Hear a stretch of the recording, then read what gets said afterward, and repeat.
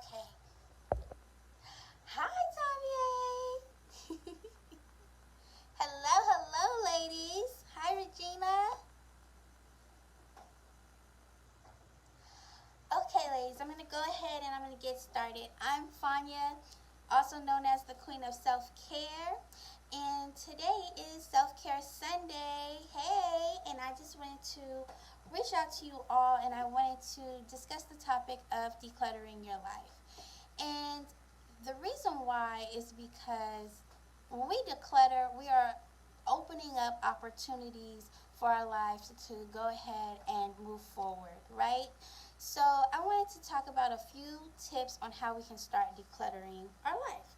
So, first thing I want us to think about is setting our intentions, to wake up with purpose, to do things intentionally. That means we thought about them. That means we have a plan, and that means we're going to execute. Okay, we want to make sure that we do as much as possible with intention. Some people meditate over their goals or their purpose or what their next steps are going to be.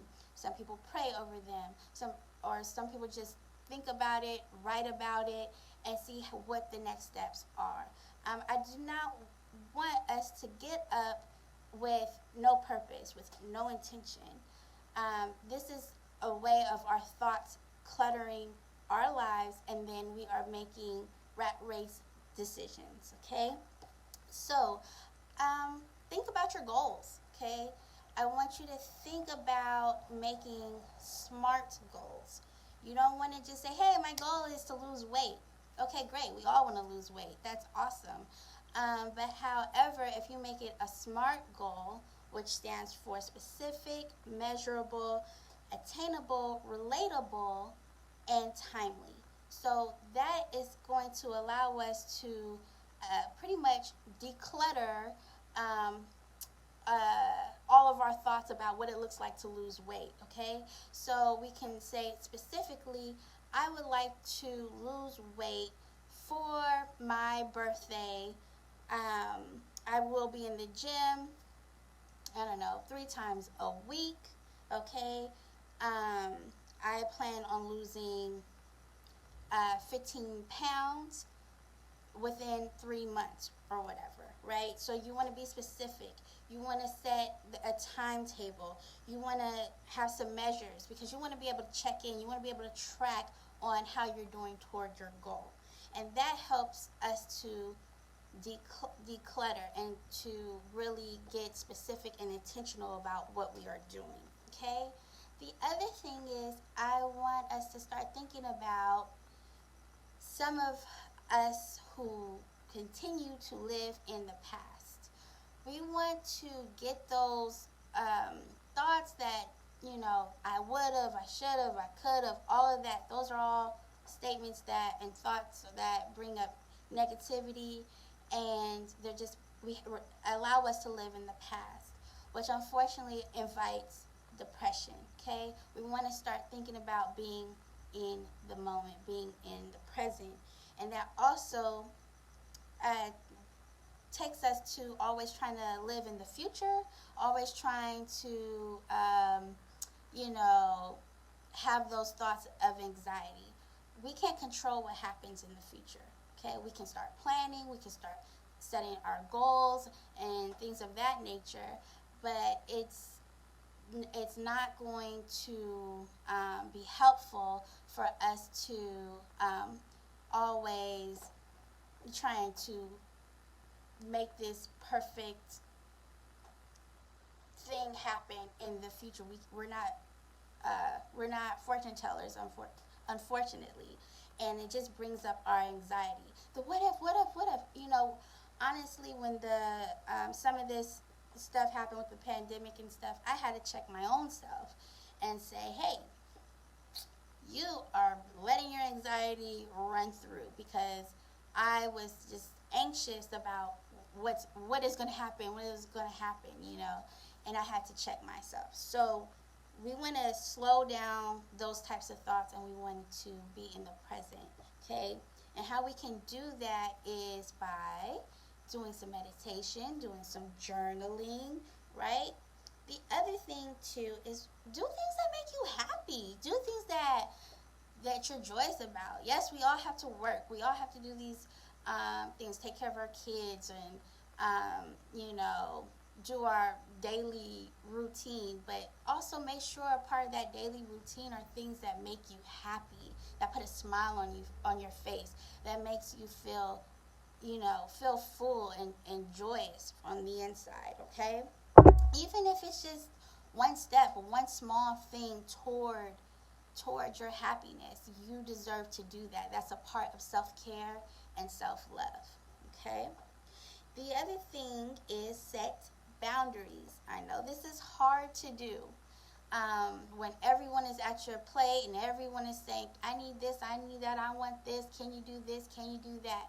Set your boundaries. It is okay to say no. It is okay to say not right now. It's okay to say, I would really like to help you with that, but I'm doing this, this, and this. Do you think that we can revisit this in a month? Or whatever the case may be. Don't fret. Don't get insecure about, I just told this person no. You have to do what's best for you. Okay? The other thing is decluttering your physical space. So that office that you were supposed to be working out your dream business and doing all these great things, creative things out of there, but it just turned into another junky room. That's okay. Been there, done that, and that is okay. But once you start organizing it, cleaning up the clutter, getting rid of things that you don't need, you will see a difference. You will be able to honor that space, and you will be, yes, like your closet. My closet too. And this is why I'm like, I don't have anything to wear because I don't know what's in there, right? Because it's so cluttered. And that happens in so many different rooms in our homes, at work, in our lives. But once we get organized, we feel better about our space. We feel better about, the energy, right? That is happening within our space. We're taking all the dead weight out.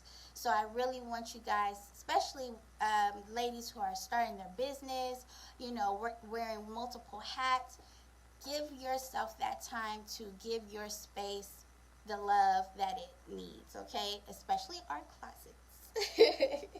Also, declutter your emotions and your thoughts. And once again, that's how we are able to live in the moment, be appreciative, to start minimizing the negativity and maximizing the positives that are going on in our lives. When we are thinking about the things that we're grateful for, automatically your soul, the inside of you feels better. You feel like you have a purpose. So even if you just write it on a piece of paper, a lot of us have iPhones and all these things. Text it. Do your list in the morning, so that you're already setting yourself up to have purpose and to know that you have a lot of great things going on in your life. The other little thing that it's similar to the gratitude list, but it's called the Yay Journal. And what it is at the end of the day, you write down all the things that you said in that day, yay for. Like, yay, I got to work on time. Yay, I don't know, I got to work on time. I got to spend time with my mother. I got to do these things. So, and then you write those down, and that way you're able to see how your life is amazing. It's moving forward. Your to-do list is getting better. Whatever it is, you're able to once again maximize and actually see all the good things that are happening in your life instead of working from that negative. Okay? So these are some of the things that you can do to start decluttering your life. You can always ask me any questions here. You can here on Facebook. You can always email me, thequeenofselfcare@gmail.com, or on my website, queenofselfcare.com. I'm more than welcome to have you guys ask me questions, and I'm more than welcome to answer them. If you want to go further, if you need help making SMART goals, because sometimes, hey, it can get difficult. We got a lot going on. So I'm just so happy to have you ladies in this tribe and in our circle. Thank you for joining me. I hope you guys have a wonderful evening, and I hope you put a little self-care in your Sunday to carry you over for the week. Bye.